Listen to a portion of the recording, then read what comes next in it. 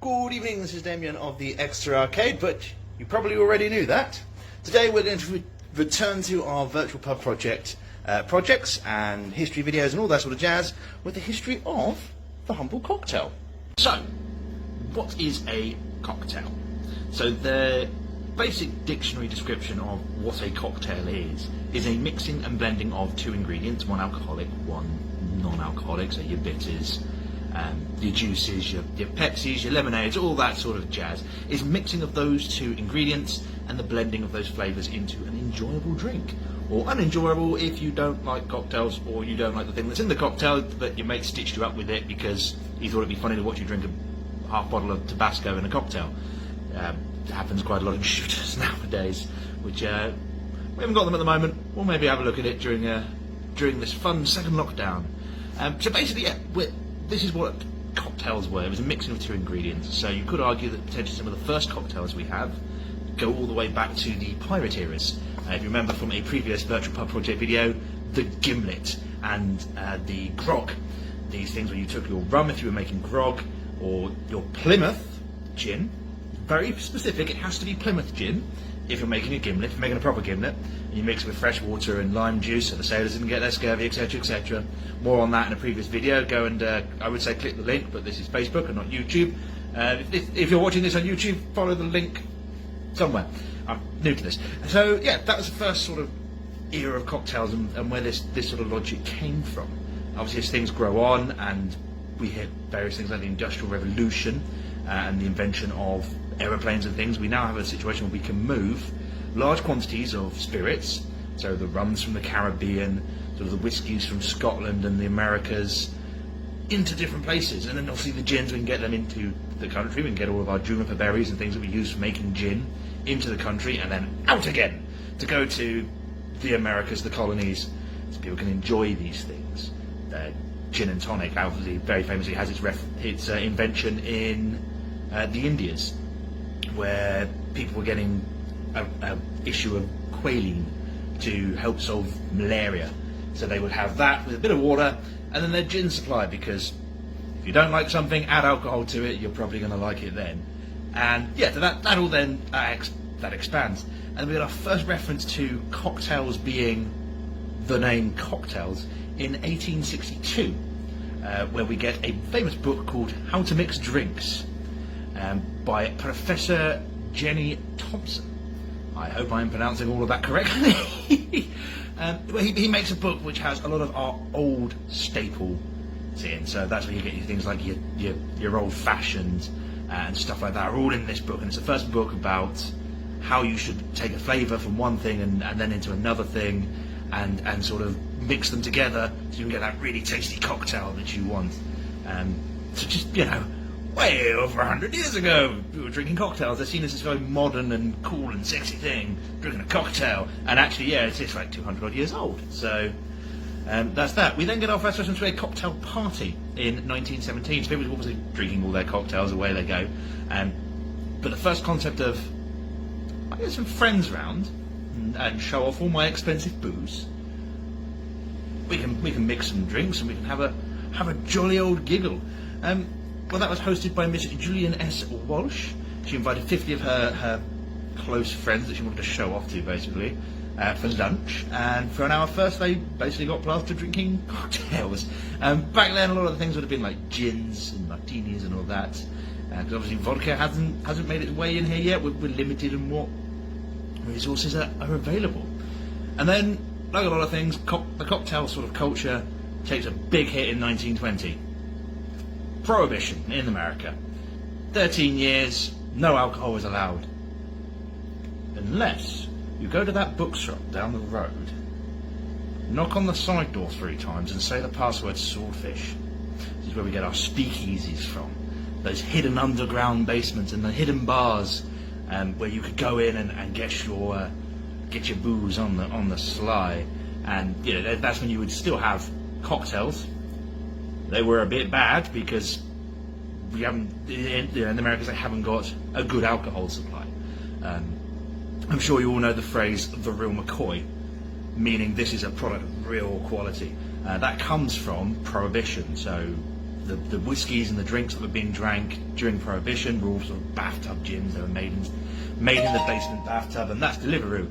I'll be right back. And that interval, of course, gives me the opportune moment to remind you all, guys, that we are now back open on Deliveroo and Uber. If you have been trying to order us from the last couple of days, you'll notice we've had it all switched off for a while. That's just with the lockdown and stuff. We decided to have a few days sort of self-help, chilling out, all that jazz, restart the engine sort of thing. But no, we are now back on there, so you can check the links that are going to be posted above or somewhere in the description if you are YouTubing this. And yeah, you can get some fantastic food and some of our booze. We've restricted it to bottled stock, just because it's easier to keep and maintain that during lockdown, and cheaper because all this beer engine equipment that I have around me is incredibly expensive to run. So we've got to make sure we can sort of make it financially viable, so we can make sure that we open again in a month's time. Touch wood. So right, back to booze. So the Real Mccoy. The Real Mccoy was a whiskey distillery in Scotland. So obviously 1920s, they ban alcohol. Not allowed to have it. And then in 1933, they go, all right, you can have your booze back. Now, during this period, obviously, all of the booze that's been made is sort of illegal stuff. Your bathtub whiskies and all that. It's where moonshine developed from. Moonshine being super strong white whiskey. And we also get a bit of cocktailing with that. We get something known as apple pieing. So apple pieing is where you take your really strong moonshine, which, unless you are a seasoned whiskey drinker, you're not going to be drinking that stuff neat. You've got to mix it with something to make it more palatable. So they would take cinnamon and apple juice and mix it all together, and it's actually really, really tasty. If you want to try some of this, we have some regular neat moonshine that we sell here. If you want some of the apple pie stuff, go check out our friends around the corner at the Fat Pig. They have a beautiful apple pie moonshine, and it's gorgeous, and I drink far too much of it whenever I go in there because it's just so smooth and drinkable. I've also been and had the proper stuff. It's nice. It's just nice. So yeah, we had all that. That's also the sort of cocktails you're drinking when we have Prohibition in. And then they ban it. Obviously, everyone's been making this really cheap, nasty whiskey. No one's been aging it. And whiskey goes brown because of the aging in the oak barrels. And the McColl's whiskey distillery were still making whiskey, and they were still aging it, and they had all of this stock, and they were, well, let's just flog it off to America. We can charge an absolutely extortionate amount of money for it, and they'll buy it. This obviously then leads into counterfeiting and stuff, but that's where you get that phrase. I see you've got the Real McCoy whiskey. Good stuff. That's where all that comes from. Yeah, that sort of carries on. Sort of 1950s, you've got that sort of stereotypical, pin-up girl, spotty white and whatever dress with a martini in one hand, spending daddy's money at this lovely champagne party, darling. My most inability to do an accent and imitate Bunty Windermere there. But yeah, so that comes very into popularity. End of the 1950s into the 1960s, this sort of culture sort of dies off a bit.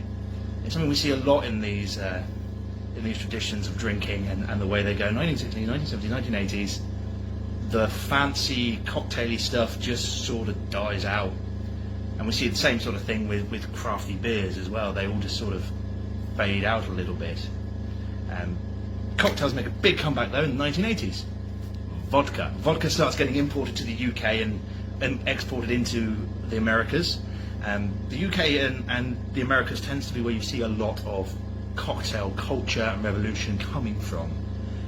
So all of that starts happening. They start importing and exporting this stuff en masse. I might do it in a future video. There's actually a time period where Pepsi were trying to sell Pepsi Cola to the Russians because there was a Cold War going on and you couldn't have Coca-Cola. No. So they just traded it for vodka and then sold the vodka in the USA and even went on to take on some nuclear submarines at one point.